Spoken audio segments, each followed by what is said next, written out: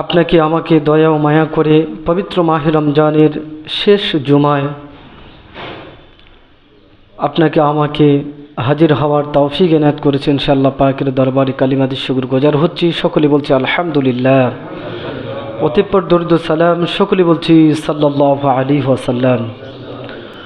সম্মানিত উপস্থিতি, মাহে রমজান মাস যখন সমাগত হলো, রাসূল সাল্লাল্লাহু আলাইহি ওয়াসাল্লাম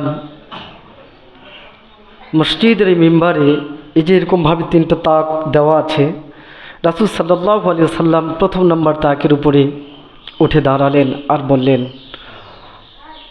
আল্লাহুম্মা আমিন। আবার দ্বিতীয় তাকের মধ্যে দাঁড়ালেন, বললেন আল্লাহুম্মা আমিন। এভাবে তৃতীয় তাকে দাঁড়ালেন, বললেন আল্লাহুম্মা আমিন। সাহাবা একরাম আশ্চর্য, ইয়া রাসূলুল্লাহ হাবিবাল্লাহ, ইতিপূর্বে আমরা তো আপনাকে এভাবে বলতে শুনি নাই, এর কারণটা কি? রাসূল সাল্লাল্লাহু আলাইহি ওয়াসাল্লাম বললেন, যে সাহাবারা তোমরা জানো না, আমি যখন প্রথম মিহরাবের তাকের মধ্যে উঠে দাঁড়ালাম, ওই মুহূর্তে জিবরাইল আলাইহিস সালাম আমার কাছে আসলেন এবং বললেন, ইয়া রাসূলুল্লাহ হাবিবাল্লাহ, পবিত্র মাহে রমজান মাস চলতেছে, এটা হচ্ছে গুনাহ মাফের একটা মাস। জাহান্নাম থেকে মুক্তি পেয়ে মানুষ জান্নাতে যাবে। একটা আল্লাহ সুবহানাহু ওয়া তাআলা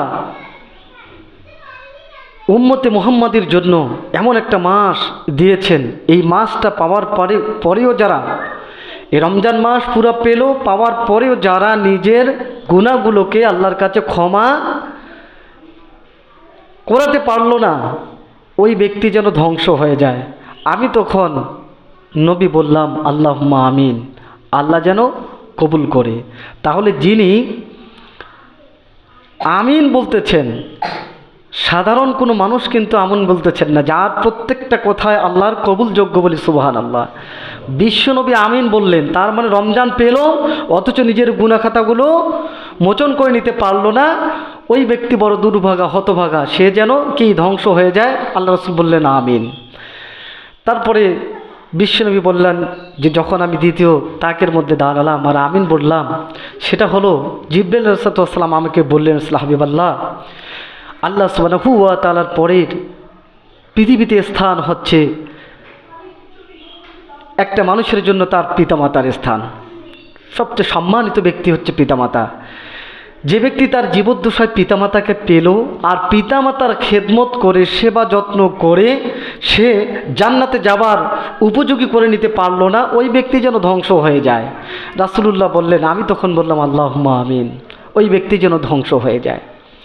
তৃতীয় তাকে যখন দাঁড়ালাম আর যখন আমি আল্লাহুম্মা আমিন বললাম, সেটা হলো যে আমাকে জিবরাইল আলাইহিস সালাম বললেন, ইয়া রাসূলুল্লাহ হাবিবাল্লাহ, যারা আপনার নাম মুহাম্মদ সাল্লাল্লাহু আলাইহি সাল্লাম, এই মুহাম্মদ শব্দ শোনার পরেও, আপনার নাম শোনার পরেও আপনার প্রতি সংক্ষিপ্ত আকারে যে ব্যক্তি দরুদ সালাম পেশ করবে না, ওই ব্যক্তি যেন ধ্বংস হয়ে যায়।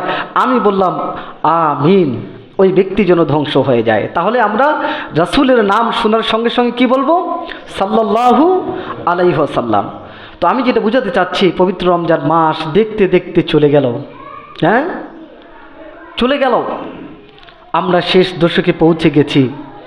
জানি না আমরা কতটুকু এই সিয়ামের মাধ্যমে আমরা আমাদের জীবনের গুনাহগুলো, আমাদের পাপগুলো মোচন করাতে পেরেছি।